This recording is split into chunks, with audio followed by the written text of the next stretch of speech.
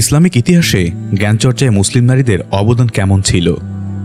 আসসালামু আলাইকুম প্রিয় দর্শক, উম্মা কণ্ঠের নতুন আরেকটি ভিডিওতে আপনাদের স্বাগতম। আজকের ভিডিওতে আমরা জানব ইসলামিক ইতিহাসে জ্ঞানচর্চায় মুসলিম নারীদের অবদান কেমন ছিল সে সম্পর্কে। তার আগে আপনি যদি আমাদের চ্যানেলটি সাবস্ক্রাইব করে না থাকেন তবে এখনই সাবস্ক্রাইব করুন। চলুন ভিডিওটি শুরু করা যাক। জ্ঞানচর্চায় মহিলাদের মধ্যে আয়েশা রাদিয়াল্লাহু আনহা এর নাম সর্বাধিক প্রসিদ্ধ। উম্মুল মুমিনিন আয়েশা সিদ্দিকা রাদিয়াল্লাহু আনহা ইসলামী জ্ঞানে ছিলেন অদ্বিতীয়া। এমনকি প্রাচীন আরবের অবস্থা এবং প্রাচীন আরবি কাব্য সম্পর্কে তার অসাধারণ ব্যুৎপত্তি ছিল। উরওয়া বলেন, তার মতো অধিক কবিতা মুখস্থকারী আমি আরবে আর কাউকে দেখিনি। তিনি সর্বাধিক হাদিস বর্ণনাকারীদের মধ্যে দ্বিতীয়া। তার বর্ণিত হাদিসের সংখ্যা 2210।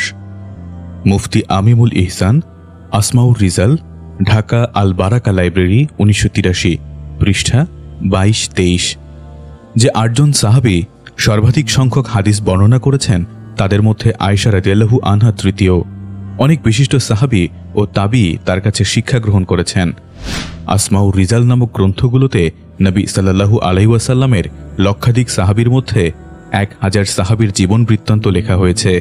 তাদের মধ্যে 150 জন মহিলা। এ থেকে অনুমান করা যায় তৎকালে নারী শিক্ষার উপর কতটা গুরুত্ব দেওয়া হয়েছিল। মুফতি আমিমুল ইহসান, পৃষ্ঠা 27। নবী সাল্লাল্লাহু আলাইহি ওয়াসাল্লামের স্ত্রী হাফসা রাদিয়াল্লাহু আনহার নিকট মহিলারা লিখন পদ্ধতি শিক্ষা করতেন। আবু দাউদ সুলাইমান ইবনে আস কিতাবুত তিবির, পূর্বোক্ত, পৃষ্ঠা 180। বালাজুরি বলেন, আবদুল্লাহর কন্যা আশরিফা ইসলামের পূর্বে লিখন পদ্ধতি শিখেছিলেন। বালাজুরি, ফতুহুল বুলদান, কায়রো, প্রথম সংস্করণ, পৃষ্ঠা 772। তিনি আরও বলেন, ইসলামের প্রাথমিককালে মক্কায় যে 17 জন লেখাপড়া জানতেন তাদের মধ্যে 5 জন মহিলা ছিলেন। আল্লামা শিবলি, সিরাতুন নবী, আলীগড়, 2য় খণ্ড, 1375, পৃষ্ঠা 409। শুধু নারীদের নয়, পুরুষদেরও শিক্ষায়িত্রী ছিলেন। বড় বড় সাহাবী ও তাবী তার নিকট হাদিস, তাফসির ও জরুরি মাসাইল শিখতেন। হাদিসে এসেছে, আবু মুসা বলেন, আমরা রাসূলের সাহাবীগণ যখনই কোনো সমস্যায় পতিত হয়ে আয়েশা রাদিয়াল্লাহু আনহাকে জিজ্ঞেস করেছি তখনই তার নিকট থেকে সেই বিষয়ে ইলম লাভ করেছি। ইমাম মহিউদ্দিন আন-নববী, পূর্বোক্ত, পৃষ্ঠা 534। মহিলাদের শিক্ষা প্রশিক্ষণ লাভের সঠিক, উপযুক্ত ও উত্তম ক্ষেত্র হচ্ছে তাদের ঘর ও পারিবারিক পরিবেশ। এ কারণে তাদের শিক্ষা ও প্রশিক্ষণের ব্যবস্থা করার দায়িত্ব প্রথমত পিতামাতা ও স্বামীর উপর অর্পণ করা হয়েছে।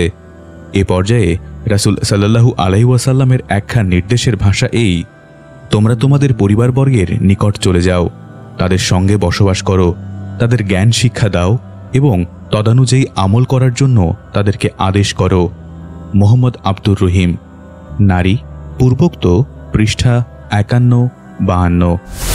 পুরুষরা যেভাবে শিক্ষিত ও জ্ঞানীগুণী হয়ে কবি, সাহিত্যিক, দার্শনিক হয়েছিলেন, যেভাবে জ্ঞানবিজ্ঞানের চর্চা করে চিকিৎসাবিদ্যা, জ্যোতির্বিদ্যা ইত্যাদিতে নিবেদিত প্রাণ হয়ে গবেষণা করে বিভিন্ন রোগের চিকিৎসা, তারকারাজির তত্ত্ব ও তথ্যসহ অন্যান্য বিষয় আবিষ্কার করে তাদের মূল্যবান অবদান রেখেছেন, তেমনি পুরুষের সঙ্গে নারীরাও শিক্ষিত হয়ে সাহিত্য, সংস্কৃতি, ধর্মীয় শিক্ষা, জ্ঞানবিজ্ঞান ও রাজনীতির ক্ষেত্রে তাদের অনবদ্য অবদান রেখে গেছেন। ফজলুর রহমান খান, পূর্বোক্ত, পৃষ্ঠা 81। মহিলা সাহাবীগণ তাদের যোগ্যতা, বুদ্ধিমত্তা, উপলব্ধি ও দূরদৃষ্টি বলেই জীবনের প্রতিটি ক্ষেত্রে পুরুষদের পাশাপাশি মুসলিম জাতিকে দিক নির্দেশনা দেওয়ার দায়িত্ব পালন করেছেন। এ প্রসঙ্গে ইবনুল কাইয়িম রহমতুল্লাহ আলাইহি বলেছেন, রাসূল সাল্লাল্লাহু আলাইহি ওয়াসাল্লামের যে সকল সাহাবীর ফতোয়া সংরক্ষিত আছে তাদের 130-এর কিছু বেশি হবে। এদের মধ্যে নারী ও পুরুষ উভয়ই অন্তর্ভুক্ত রয়েছে। তাদের মধ্যে আবার 7 জনের ফতোয়ার সংখ্যা এত বেশি যে আল্লামা ইবনে হাজমের মতে তাদের ফতোয়াগুলো পৃথকভাবে একত্র করলে প্রত্যেকেরই একটি করে বিরাট গ্রন্থ হয়ে যাবে। এই 7 জনের মধ্যে উমর রাদিয়াল্লাহু আনহু, আলী রাদিয়াল্লাহু আনহু এবং আবদুল্লাহ ইবনে মাসুদ রাদিয়াল্লাহু আনহু এর মতো ব্যক্তির সাথে আয়েশা রাদিয়াল্লাহু আনহাও অন্তর্ভুক্ত। ফতোয়া দানকারী সাহাবীদের দ্বিতীয় সারিতে আবু বকর রাদিয়াল্লাহু আনহু ও উসমান রাদিয়াল্লাহু আনহু এর সাথে উম্মে সালমা রাদিয়াল্লাহু আনহা এর মতো মহিলা সাহাবীও রয়েছেন। ফতোয়া দানকারী তৃতীয় আরও একদল সাহাবী আছেন। তাদের ফতোয়ার সংখ্যা খুব কম। এসব সাহাবীদের মধ্যে হাসান রাদিয়াল্লাহু আনহু, হুসাইন রাদিয়াল্লাহু আনহু, আবু যর রাদিয়াল্লাহু আনহু, আবু উবাইদা রাদিয়াল্লাহু আনহু প্রমুখের মতো ব্যক্তিত্ব রয়েছেন।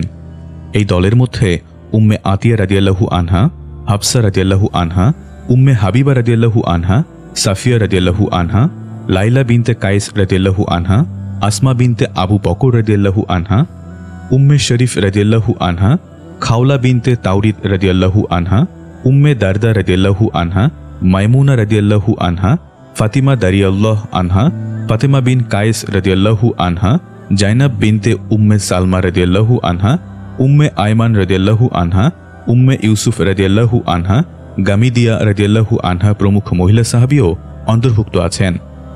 ইবনুল কাইয়্যিম আল জাওজিয়া, ইমামুল মুওয়াক্কিন, প্রথম খণ্ড, মাতবাআ ফাইজুল্লাহ আল কুর্তি, পৃষ্ঠা 9-11।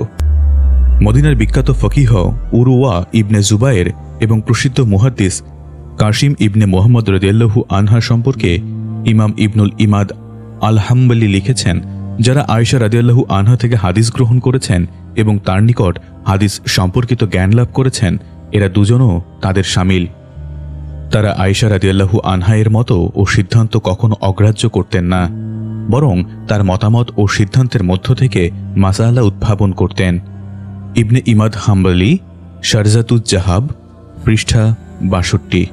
প্রখ্যাত আলেম বদরুদ্দিন জারকাশি রহমতুল্লাহ আলাইহি একখানা কিতাব রচনা করেছেন, যাতে একটি বিষয় সন্নিবেশিত হয়েছে এবং তা হল অন্যান্য সাহাবায়ে কিরামের মোকাবেলায় আয়েশা রাদিয়াল্লাহু আনহা এর ভিন্ন মতসমূহ। কিতাবের নাম দিয়েছেন আল ইজাবা লিরাদি মস্ত দরাকাতু আয়েশা আলা সাহাবা। তিনি এই কিতাবের ভূমিকায় বলেছেন, এই কিতাবটিতে আমি এমন সব কথা সংকলিত করেছি যে ব্যাপারে আয়েশা সিদ্দিকা রাদিয়াল্লাহু আনহা অন্যদের তুলনায় ব্যতিক্রমী মত ব্যক্ত করেছেন বা বিরোধী মত পোষণ করেছেন, অথবা সে সম্পর্কে সুস্পষ্ট পদ্ধতি তার জানা ছিল, কিংবা নিশ্চিত জ্ঞান তিনি লাভ করেছিলেন, অথবা সে বিষয়ে তিনি সমকালীন আলিমগণের মতামত অগ্রাহ্য করেছেন, কিংবা তার মতের দিকে সমসাময়িক আলিমগণের একটা বড় অংশ ফিরে এসেছেন, অথবা ফতোয়া প্রদান করে সে বিষয়টি তিনি মুক্ত করেছেন বা স্বীয় ধারণা অনুযায়ী শক্তিশালী মতের ভিত্তিতে ইস্তিহাদ করেছেন। উমর ইবনুল খাত্তাব, আলী ইবনু আবু তালিব, আবদুল্লাহ ইবনে আব্বাস রাদিয়াল্লাহু আনহুম এবং এদের মতো 23 জন শীর্ষস্থানীয় সাহাবা রাদিয়াল্লাহু আনহুমের সাথে আয়েশা রাদিয়াল্লাহু আনহা বিভিন্ন বিষয়ে যে ভিন্নমত পোষণ করেছেন, ইমাম জারকাশি এই কিতাবগুলোতে সেগুলো উল্লেখ করেছেন। এসব মতামতের সংখ্যা 49 পর্যন্ত পৌঁছেছে। আল ইজাবা কিতাবের ব্যাখ্যাতে বিশিষ্ট আলিম সাঈদ আল আফগানি বলেছেন, আমি কয়েক বছর যাবৎ আয়েশা রাদিয়াল্লাহু আনহুয়ের জীবন সংক্রান্ত গবেষণার কাজে নিয়োজিত ছিলাম। আমি তার মধ্যে এমন অলৌকিক বুদ্ধিমত্তার পরিচয় পেয়েছি যা বর্ণনা করার ভাষা আমার নেই। বিশেষ করে তার জ্ঞান ছিল সমুদ্রতুল্য। জ্ঞানের দিগন্তে তিনি ছিলেন সমুদ্রবক্ষে উৎপেলিত ঢেউয়ের মতো। বিভিন্ন বিষয় সম্পর্কিত তার মধ্যে যে বিষয়ের জ্ঞানেরই সন্ধান করতে চান না কেন, চাই তা ফিকা, হাদিস, তাফসির, ইসলামী বিধান, সাহিত্য, কবিতা, ঘটনাপঞ্জি, বংশতালিকা, গৌরবগাথা, চিকিৎসা বা ইতিহাস, যাই হোক না কেন, আপনি তার মধ্যে সব বিষয়ের সমাবেশ দেখতে পাবেন। এ ব্যাপারটা আপনাকে দম্ভর মতো হতবাক করে দেবে। আপনি আরও অবাক হবেন যখন দেখবেন এসব বিষয়ে তার পরিপক্কতা ও পরিপূর্ণতা এমন সময় হয়েছিল যখন তার 18 বছর অতিক্রম করেনি। আব্দুল আলিম আবু শুক্কা, তাহরিরুল মারাহ ফি আসরির রিসালা, প্রথম খণ্ড, অনুবাদ মৌলানা আব্দুল মুনায়েম, আবুল কালাম পাটোয়ারি ও Maulana Munayer Hossain, Dhaka international Islamic foundation of students organisations ও ইন্টারন্যাশনাল অব ইসলামিক থটস, 1995, পৃষ্ঠা 263। উম্মুল মুমিনিন সাফিয়া রাদিয়াল্লাহু আনহার জ্ঞানভাণ্ডার হতে মুসলিম উম্মাহ কি পরিমাণ লাভবান হয়েছে তা মুহাইরা বিনতে হুদাইরের বর্ণনা থেকে অনুমান করা যায়। হজ আদায়ে কয়েকজন মহিলা মদিনায় গিয়ে সাফিয়া রাদিয়াল্লাহু আনহার খিদমতে হাজির হলাম। সেখানে পৌঁছে আমরা দেখতে পেলাম যে কুফার কিছু সংখ্যক মহিলা পূর্বেই তার খিদমতে বসে আছে। আমরা তাকে দাম্পত্য জীবন সম্পর্কে বিভিন্ন বিষয় এবং হায়েজ ও নাবিজের বিধান সম্পর্কে জিজ্ঞেস করলাম। এভাবে কত জায়গায় কত মানুষ যে তার নিকট শত শত মাসালা জেনে নিয়েছে তার সীমা সংখ্যা নেই।